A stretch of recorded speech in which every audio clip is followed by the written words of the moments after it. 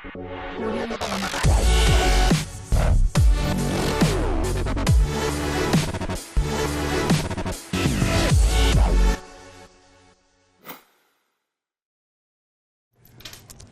Let's begin. All right, so at this point, you are now at we're at day 30, okay? Day 30 of power influence. And at this point, let's just recap real quick, right? We have our three big power influence positioning tools, right? We have authority, we have higher status, and we have celebrity, right? And we use those three things in the hierarchy of everyone's mind. Remember, you do not have a hierarchy because you see everyone the same, but you understand everyone else does. They're not as evolved or intelligent or team capital as you are. So they still have this. And we use these three tools to position ourselves at or near the top in the hierarchy of their mind. And when you're up here, every word, okay, that you say is powerful. Hey, what's up from Jay-Z is a lot more powerful than hey, what's up, right, from Larry the homeless fucker. Okay? It's a lot more powerful. Larry the homeless fucker is down here. He says, hey, what's up? And all you're thinking is, get the fuck away from me. Right? Because there's no power there, right? So we position ourselves high. Every word, everything that we do from this position, a lot more powerful. And on top of it, the words we're actually saying are fucking badass because we know the 9 agents of influence. So we learned 4 yesterday. Actually, we learned 1, 2, 3. So we've gone over 4 of the agents so far. We've got 4 more. Did we do 5? 5. Thank you. Okay. I'm glad I teach influence and not math. I suck at math. So, we've covered 5 so far. Let's get to number 6. Number 6 is remarkably powerful, and it is also remarkably misunderstood. So let's clear it up right now. It is our good old friend, scarcity.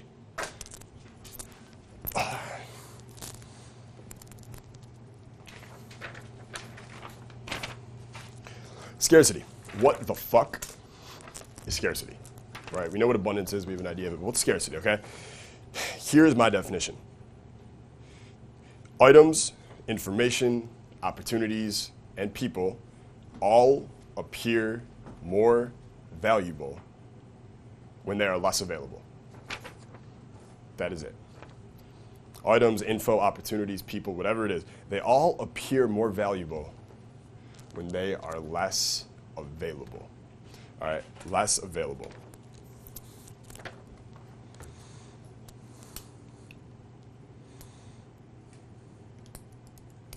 If you hit up a girl and you're like, yeah, I'd take you out for dinner anytime, right? My door is always open. Same kind of thing, right? It's not very valuable. You're available anytime. Girls usually end up hooking up with the guy that's in demand by other girls. Therefore, because he's actually in demand by other girls, his time is less available. He is less available. That increases his value. Okay, that's social proof and that's scarcity. Okay, they work really well together. It's one of the things you're going to notice. They work really well together. When Apple releases their iPhones, do they have an infinite amount that they release at first? Or is it a limited availability number? Right? It's limited. It's scarce. If everyone just got an iPhone, if you had $600, you get an iPhone, it wouldn't be valuable. You wouldn't have lines, right? You wouldn't have little fan people bowing down at the store like this, like so glad that they got an iPhone. Now here's where it comes in, like really, it gets really interesting with human-to-human communication. So we know that the absence of something increases its value, right? Scarcity. If the thing is less available, it appears more valuable. If you create absence, if someone sees you every day for a week and you guys are friends and then you disappear and you stop returning calls for a few days, your value in their mind just skyrocketed. It's just the absence created value. Okay. Robert Greene always talks about this in the 48 Laws of Power. Absence creates value. Okay. Absence creates value. Absinthe creates drunk. But absence creates value. However, okay, this is where it gets really interesting. If the other person did not engage emotionally before, so let's say that it's a girl. Let's say you hanging out with her and you're like kind of long gaming her and you kind of put her in the friend zone, but you guys hang out and you hang out for 3 or 4 days, Thursday through Sunday every day. You don't hook up, but you have a lot of fun. You do a lot of things. And then on Monday she texts you because she's used to seeing you every day and talking with you every day, and then you don't respond. And then you don't respond on Tuesday. And then Wednesday she still hasn't heard from you. Your value has skyrocketed in her eyes. By the next time she sees you, it will probably become a rape scene. Okay? Her to you. Rape scene. However, if you didn't know this girl, if you just met her at a bar one night and you talked for 20 minutes and you exchanged numbers, okay, and then you try to go 3 days without returning her calls or texts or whatever, will she still care as much? No, of course not. Why is that? Okay, because you did not engage her emotionally for the absence to work. Okay, absence only works when that thing or that person has become engaged emotionally with it first. So if, like, I remember when I was younger, if I met, like, especially when I was really, like, 20 and I'm first starting to learn this shit and learning game and everything, I'd meet a girl at the bar, talk for 10 minutes, and exchange, phone numbers, like texting. And then she'd text me later that night or the next morning, and I'd wait like 2 days to respond to the text, thinking like, oh, I'm creating some distance. Like, she's going to really want me now. And it's like, no, dude. She already forgot about you. She doesn't remember who you are because you did not engage her emotionally. But if you've been hooking up with the chick for 6 weeks or 3 weeks, right, and then for 3 days you don't respond to her text, at that 3-week point when everything's going great, she's like really happy to be with you, but she's already starting to take you for granted, isn't she? Who here has ever felt like a girl took them for granted just because you were available to them? Right? We all, every single person. Dude, I could ask Leonardo DiCaprio that question, and he would say, yeah, I know what you mean. Okay? That's not because anyone's bad, it's because this is human nature. Right? But if you disappear for 3 days, you don't respond to a text or a call or whatever to that same girl, is she taking you for granted anymore? Nah, dude, your values went right back up. Okay, so it's good to pepper this stuff in every so often with everyone, simply because you don't want to be taken for granted, right? You're a valuable person, you're becoming more valuable every single day. So that's important. Okay, so here's where it gets really interesting with scarcity, okay?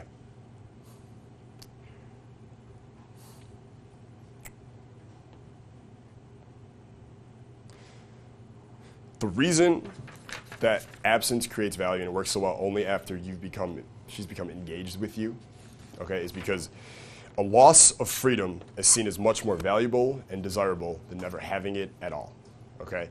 This is where scarcity really becomes powerful. A loss of freedom, okay, is seen as much more valuable and desirable, excruciatingly desirable in a lot of cases, than never having it at all.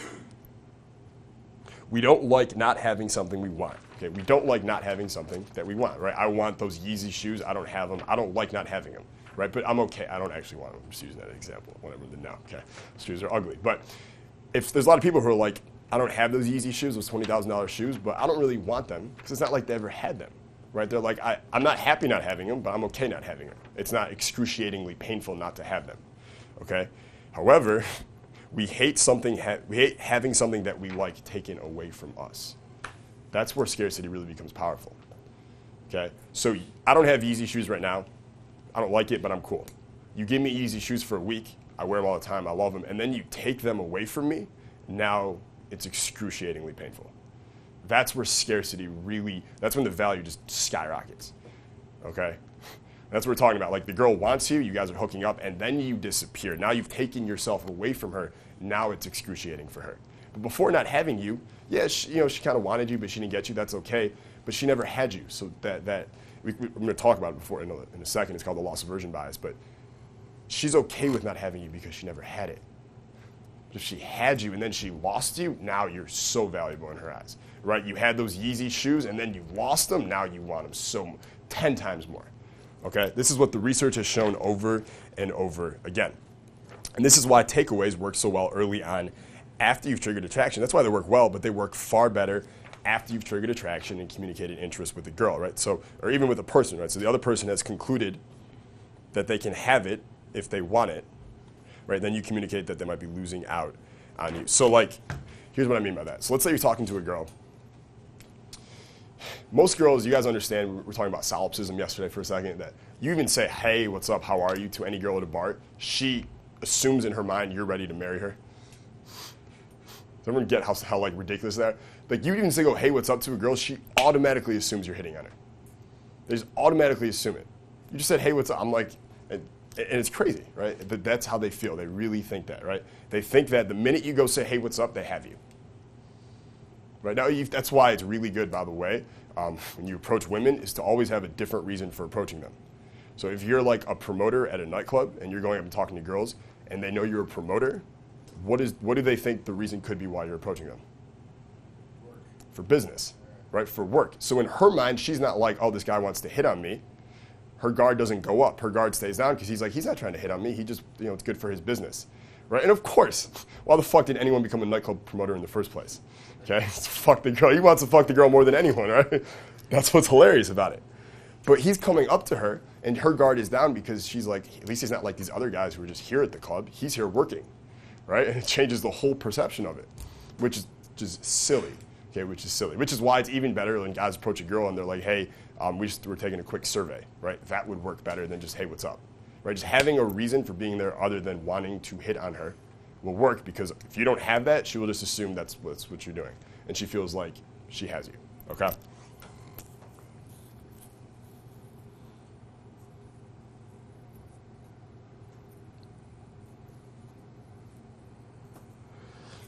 So this is why with takeaways, right? Taking yourself away from a girl, disqualifying, anything like that.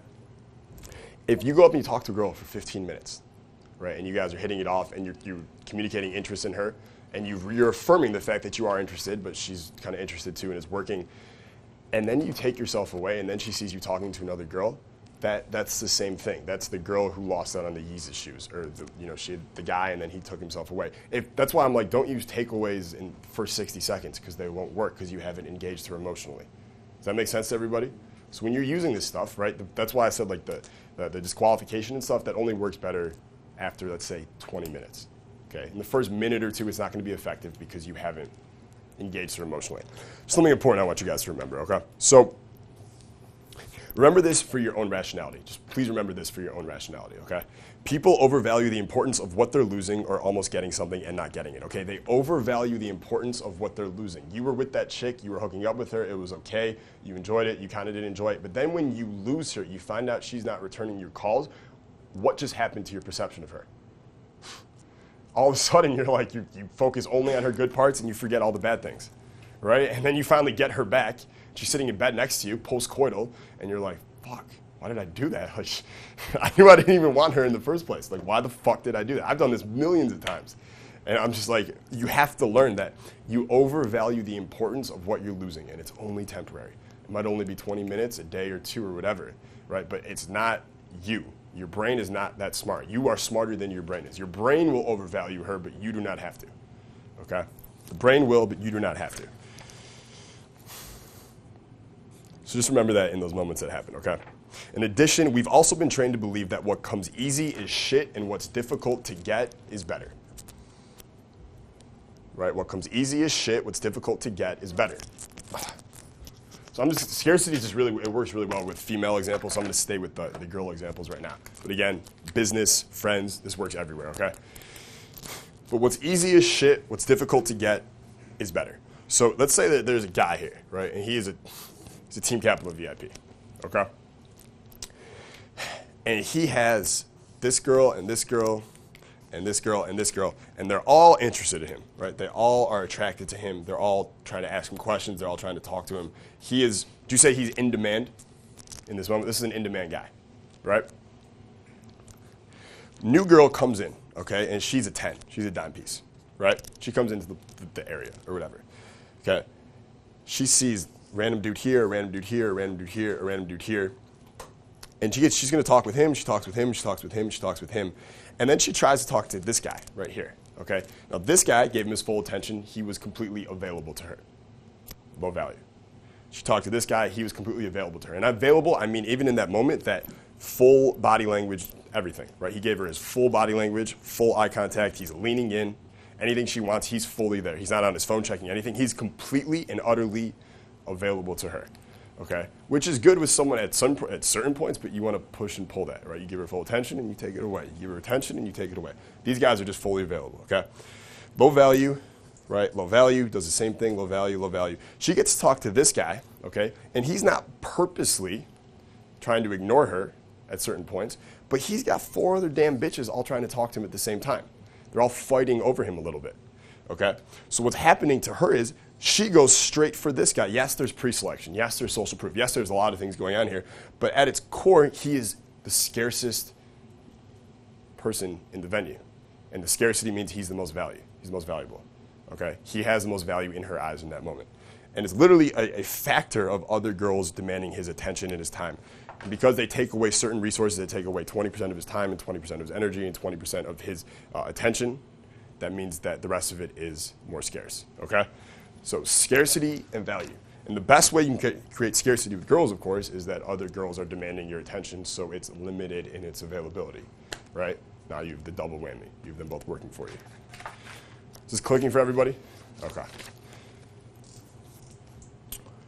So one quick story I'll tell you guys real quick related to getting something and having it taken away and how you can overvalue the importance of that stuff. So I had a buddy who was on a plane to Austria, actually I almost said Australia, to Austria a few years ago, okay? And this was, I don't know, 05 or something like that, when they just introduced internet on planes, okay? Remember planes didn't used to have internet?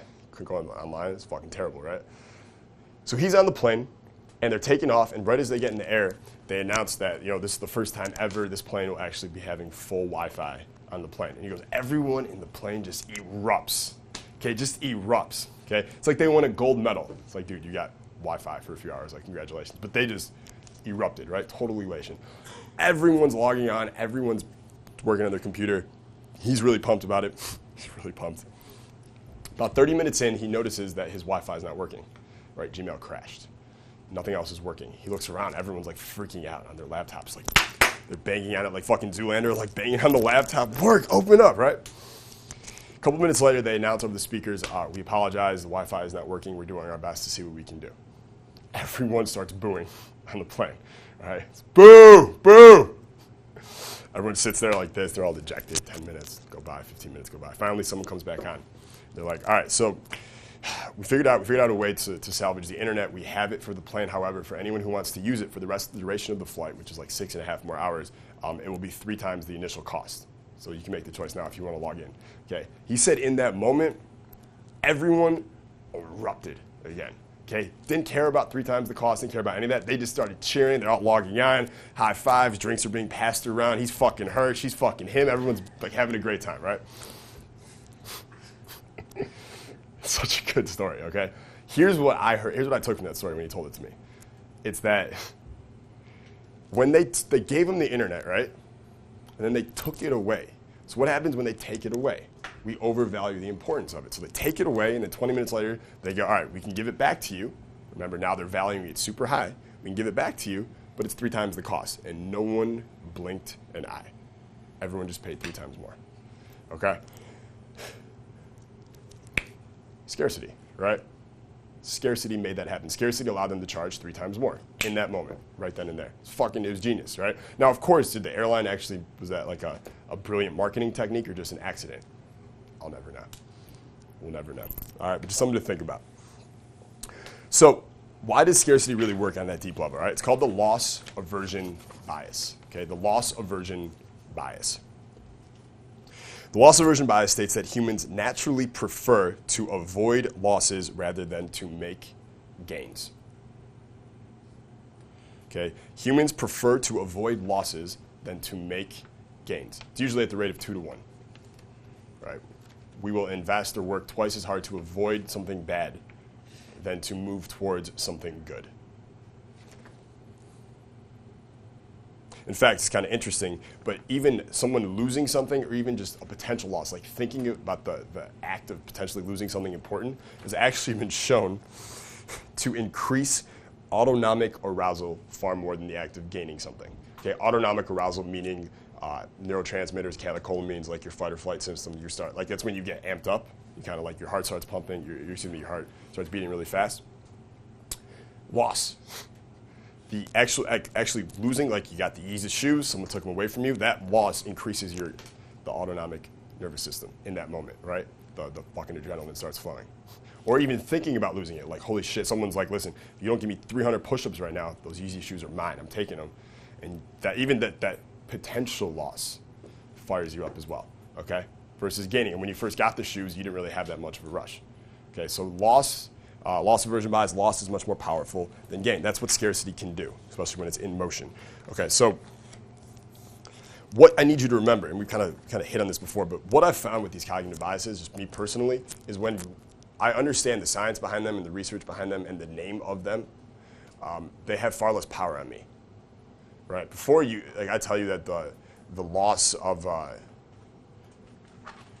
when you lose something, you overvalue it for the next couple of days or whatever. Like, I knew that, right? Everyone here knows that. We've all experienced that. But we didn't have any control over it. We didn't really have a way to deal with it. When you know something, oh, that's just the loss aversion bias. That's just my brain doing that. You gain a lot of power over it. Okay, that's the reason I talk about these cognitive biases a lot, because they give you a lot of power over that stuff. Okay, so what you can kind of take from that is that people simply do not react symmetrically to loss and gain. Okay, it's one of Charlie Munger's favorite quotes. People do not react symmetrically to loss and gain. Okay, and there are so many ways that can work for you with women, with business, with life. Right? People do not react symmetrically to loss and gain. They go fucking crazy when they lose something, and they're barely happy when they get something. Right? You don't have to be this way, right? You can choose all you want to celebrate your gains and not give a fuck about losses because you're abundant-minded, right? Now here's where scarcity gets good, especially in sales, right? We know how powerful scarcity is in sales. Something scarce, limited availability, the value of it goes up. People's desire for it skyrockets. They want it, right? You add things like urgency in there, and they have to have it now. Okay. So when can scarcity be good, right? When can it be good in marketing? And I'm going to talk about in the next section, by the way, the difference between scarcity and abundance. Like, how can you actively use scarcity in your marketing with your friends, with girls, and things like that, while at the same time practice abundance in your life for your own self, right? Because you got to figure out a balance there. So, anyways, a few years ago, I was at a online marketing conference in Washington, D.C. Yannick Silver, biggest online marketing conference in the country. 5,000 people there. It was huge. And he's on stage, and he's a kind of well-known copywriter, and he's up there, and he's selling his copywriting course. And he's telling us about it and the whole audience, and it sounds good, right? I know copywriting will be good for me in my business. This was before this was like 2011, 2012. But he mentions that he only brought 50 copies of the thing with him, right? 50 copies of I think it was called the Ultimate Online Copywriting Course or something. I'm sure you'll look it up. But I didn't really want it when he's talking about it. I was like, I could use that, but I don't really need it, et cetera, et cetera. And he mentions he got 50 copies left, limited availability. And I'm like, oh, maybe I do need this, right? Maybe I actually should get this, right? And he keeps talking, and then I see a couple people run to the back of the room to get it, and I'm like, oh, fuck, lost copies, fuck. And then 10 minutes later, he mentions, okay, he's like, hey, whatever his wife's name is, Mindy or something. He's like, how many we got left back there? And she's like, I think we only have 8 left. The minute that happened, by the way, clearly that was choreographed, right? And it was beautifully done. This is before I knew all this stuff is quite as well. Minute I heard that, jumped right out of my seat, didn't run, because that's not my style. I walked really fast, let's say, straight to the back of the room, put down the money, got the course. And it turned out to be one of the best investments of my life, right? That's a situation where scarcity can be good. Had he not done that, right, that marketing technique, that choreographed sales process, I would have never bought the product. I would have never learned the copy skills I learned, the persuasion stuff. Some of it you're even getting here probably that I don't even know. It's coming through my subconscious, right?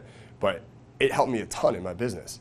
I would have never purchased it had it not been for what he did there using scarcity. So if anyone here is like concerned about, well, this just sounds really manipulative, et cetera, if you're doing it for a good reason and you have a good purpose that it's serving, it's actually kind of your duty to use it, right? It would be extremely irresponsible of you to let people go by who who need your product, who need your service, right? Or a girl who needs your dick, right? They need it. That's how we got here, right? That's how we got here. The human population hasn't doubled in the last 50 years because people aren't having sex, all right? Women need dick. So that's how we grow the population. So what is scary about scarcity? I found something scary about it. Here's what it is, right? The human's most scarce resource is also their most wasted. It's time, right? Our most scarce resource is also our most wasted. Time. Imagine the action and evolution that would take place if time were felt to be more scarce, right? We can see the scarcity of money because you have some money in your hand and then you give some away and now you have less. Now you want that money back, right? Scarcity. But you can't hold time. There's no fingertip feel to it. There's no, it's not kinesthetic. You can't grasp it. It's just an abstract concept in our brain. Right, but imagine, so that's why I'm like, dude, if people knew how scarce time was, they would value it higher and a lot more shit would get done. That's just something that's scary to me, and I think I know it's changed my life. Like 6 months ago, let's give you guys a book recommendation. Some of you probably read this by now, but it's called No BS Time Management by Dan Kennedy. The best book on productivity and time management you will ever read, bar none. I've read all of them. It's called No BS Time Management by Dan Kennedy. And the book is it's great, dude. He coined the concept time vampires, if you guys have ever heard that. That was his phrase he created. The way he describes them in the book is great, because he used to work in an office for a couple years in his 50-year career. From that point, he worked out at home, because he's like, you go to the office, and it's just fucking time vampires. And he's like, the way he describes them is great. He's like, I'm sitting in my office, and they come in slowly, and they come in like harmlessly, asking me a question, how my day is. And I see the vampire getting closer. I'm sitting there working, and I can feel their teeth grinding up against my neck as they sink their teeth in and suck out more of my time. And once you read that picture, you're like, holy shit, this is what people are doing to you all day. They're stealing your time. And if time is more valuable than money, why aren't you mad? Would you get mad if someone came up to you and took $100 from you from your pocket and just walked away? Of course, but you can't feel time, so you don't get mad when that annoying person comes up and is just friendly, so you don't want to be a dick, and you talk to them for 10 minutes. They just took $50 from you. But you didn't feel it. You didn't think about it. So that book just changed my life in understanding how valuable my time is and how to be just boom, boom, boom, on point productivity.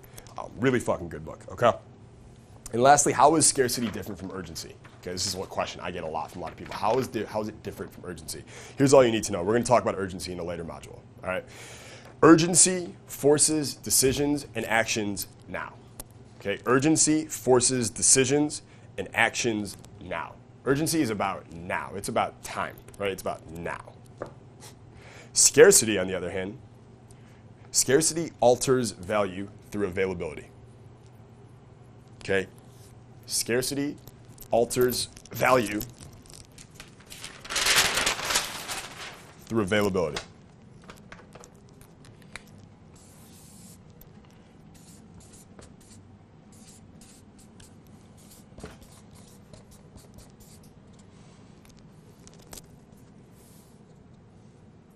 Might look something like that. All right. So availability, okay, when something has low availability, it has high value. Okay, see visually, and when it has high availability, it has low value. It's very simple. So that's what scarcity does, right? Scarcity alters value through availability. Urgency forces decisions and actions now. So you can think of it this way. You use scarcity to increase the value of something, and when it's valuable, people want it. Okay? However, do people procrastinate? Fuck yes. Do people procrastinate a fuck ton on everything? Fuck yes. Even on things that they want.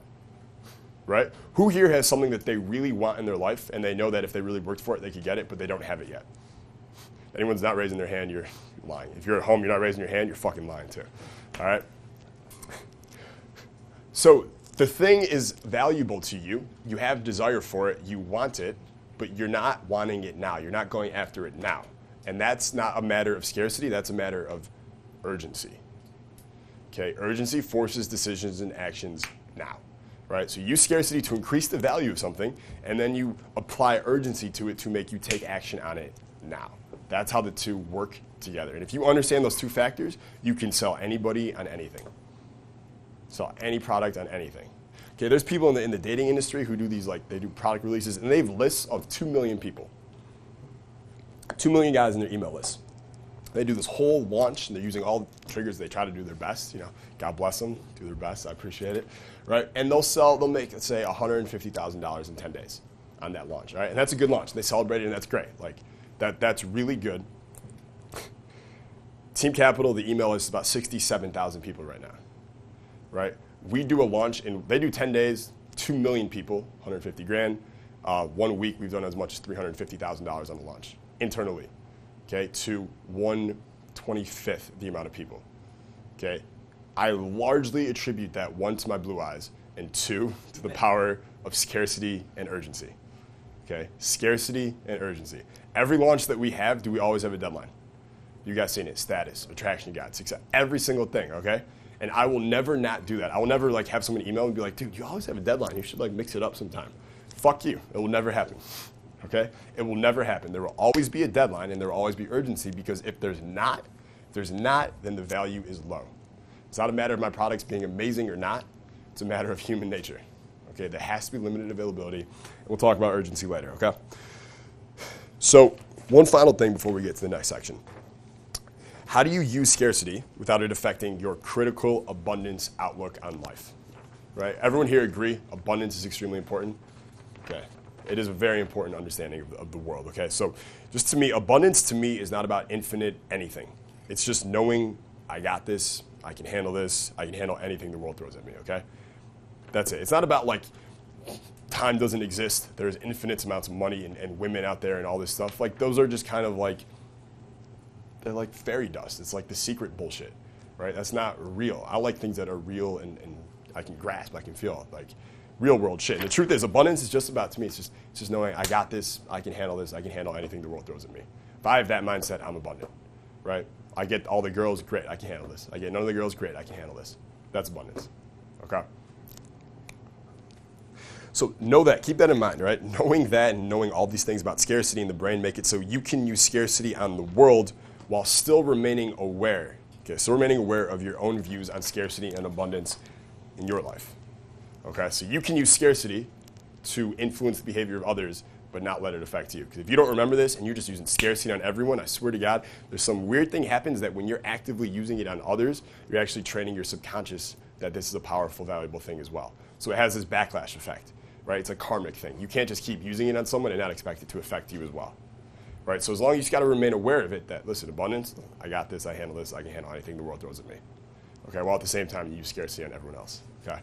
Just keep that in mind. I don't want anyone to become, again, a frame freak. Also, if you guys want to just work on your abundance at all, read Osho. Read Osho, O-S-H-O. You should read at least one book from him a year. He was, I don't even know how to describe him. Let's call him a cult leader, okay? A positive cult leader. He ran an ashram in Oregon. He had hundreds of thousands of followers. And the most important, powerful fact that I know about Osho that you guys need to know is that he had 93 Rolls Royces in his garage. It's a big garage. 93. The reason he had it, he was trying to get 365 so he could have one for every day of the year, right? Just to show the world that material possessions don't matter. So he'd bring in his followers, right? And then he'd be like, you don't need materials, it's a waste of time, so put your money here in my bank, right? And then he'd use the money to buy Rolls Royces because he wanted to show the world that you don't need to work really hard to get money, right? You can just have followers give it to you and then buy a Rolls Royce Monday, Tuesday, Wednesday, Thursday, and Friday, and Saturday, and Sunday. So on that note, I'll see you guys tomorrow. Peace, man.